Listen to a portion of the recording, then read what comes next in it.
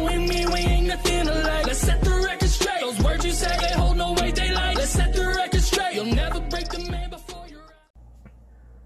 Hello everyone, welcome back to another custom die-cast review. Today we have a 2013 win on a 2017 mold. Now let me explain why this happened, or how this happened. Now I did have the 2013 Kasey Kahne car, but at the same time it was on a Spin Master mold. So, I mean, it was either had the exact same paint scheme on pretty much the exact same car, but just a different year, technically, than have a kind of wide, flattened looking car. So I decided, you know what? It's the same paint scheme. There's not a lot of differences. So I'm just going to throw the 2013 win onto the 2017 body. So the mold, as I mentioned, is 2017, but the actual race win is 2013. This was from the 2013 Bristol race. And of course, you know, Kasey Kahne is the winner. That's why he's sitting right here in front of us. But this will be available on the Bottom Bag Diecast eBay page sometime soon. I always have a link in the description to the page. So, you know, if you want to go check it out, you can. I do not have a lot of customs on there right now. I'm trying to find a base to one of my cars, then see if that one sells. And if it does, then we'll kind of sell the wave, or the wave that's coming out after that one gets sold. I know it's kind of a weird process, but just trust me, I got a little thing for it, so don't count me out just yet.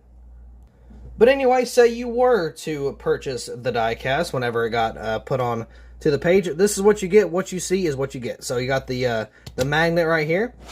It is a magnet, just, you know, the great clips, stuff like that. Of course, you know, we'll have a decent packaging. I'll have it wrapped and everything. So there'll be packing peanuts, bubble wrap if, you know, possible, or just, you know, kind of whatever. But it will be packaged safely, even though it's not in a card back. So let's go ahead and take a look at this paint scheme here. Right there, we got great clips. Now, I might have to fix the confetti because the red, you can see it's red, but the red does kind of wear out a little bit, so I might have to go back over and actually paint those red, or color those red, I guess. So I'll probably do that here later on before I actually put it up on eBay.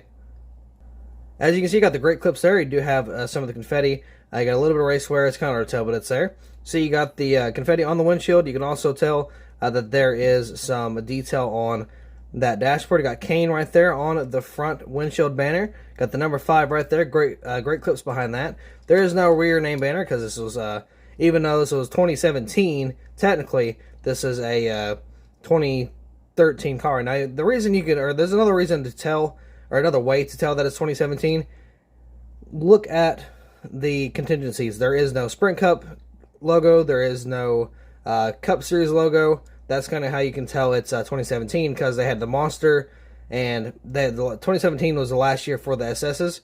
So with the Chevy SS kind of leaving in 2018, 2017 is really the only window where they had the cars that didn't have the what am I trying to say? The Cup Series logo on the Chevy SSs. So yeah, that's how you can kind of tell. If you're kind of big brain, you'll know that. But if not, hopefully you kind of learned. So I got the confetti back here. Got a little bit the blue. You can see got some red and white down there. Got the deck lid, which doesn't really have much on it. There's a little green triangle looking thing, but as far as sponsor, there's nothing back there. Great clips, online check-in. Got the SS there. I got the fake exhaust pipes, which pretty much everybody and their mama hates. I'm one of them. Not very fond of the whole like quadruple exhaust type deal. Got Valvoline number 5. Of course, got the weird SS taillights back here. And then, of course, you got the Chevy bow tie there. So, great clips. Farmers Insurance. And then you got some of the race wear here. You can see it's kind of grayish, that just where it was kind of rubbed out a little bit. You can see there's a little bit of the red for the tape. Got great clips right there. Valvoline, Farmers, Kasey Kahne scribbled up on the name rail. Hendrick, let's see, Oxalta. Bosch maybe. Freightliner, questionably. I can't tell what that one is there. Mac Tools and Simon's down there. So I got the number 5. Of course, you got some race damage. Then you got the little exhaust panel there. Got the number 5, of course. Got a little bit of damage on the side here. Let's see. Mechanics Wear 3M. Can't tell what that one is. Let's see. Flowmaster, I think that is. Let's check the other side. Flowmaster and Durlast are the other ones that I'm missing there. So I got the Goodyear right there. Got a little bit of paint chip. I can fix that. You can see there's some of that more raced up tire. You see on the front end, got a little bit of race wear. Same thing for the front end here. Got a little bit of just race damage going on. Got Chevrolet SS there. Over here, got a little bit more damage once again. Got some more of that rubbed up tire. Got some build up around the wheel well. Got some along the skirt as well. Got the window net down. As you can see on the interior, there is a gray color. Oh wow, this is when I was using gray temporarily and not silver. The reason that even happened was because the silver paint I was using was getting like really liquid white, liquid like L-I-K-E, not W-I-T-E. But so I just tried to use something else until I was able to get a different paint, so I just had to use like a gray. So you can see in there, that is painted gray. It's supposed to be silver, but you know, I had to do what I had to do. You can see the steering wheel is detailed. There's a little bit of a red mark on the top for the little center piece, or the center point. Got the shaft that is also silver. So is the center of the steering wheel, and that little gear shifter down there is silver, and so is the left side of the roll cage. Back here, this is probably the most used up of all the tires, even though it's not really a lot. Again, you kind of got the that grayish, kind of worn out look going on there with a little bit of a yellow piece of tape on the inside for just, you know, when he was kind of wearing out the tire. Got great clips there. You got a little bit of a damage, but I mean, pretty much that's it for the outside. Now, underneath, I actually realized I forgot to do the undercarriage of the Austin Cindric.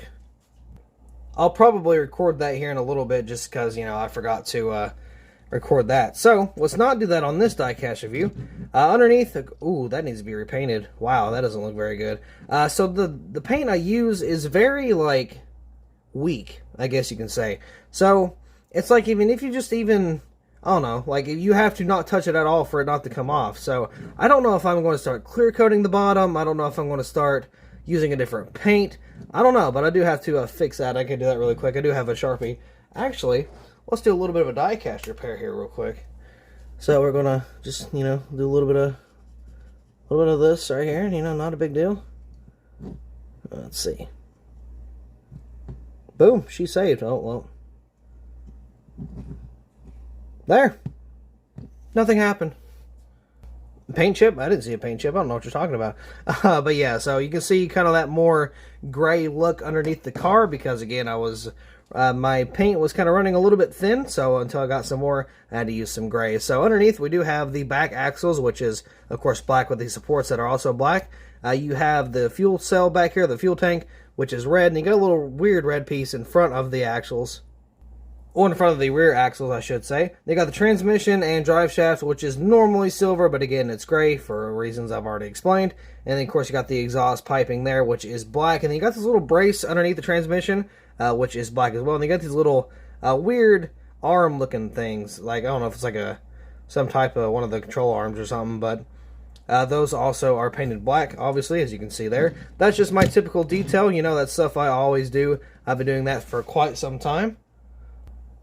And that's pretty much the same with the whole Austin Cindric diecast, so I'm going to have to re-record that little section to be like, oh, hey, by the way, I forgot about this. But anyway, yeah, with that being said, I do believe that will be all for this 2013 Bristol custom diecast review. So thank you all so much for watching. I hope you all enjoyed, and I will see you in the next video.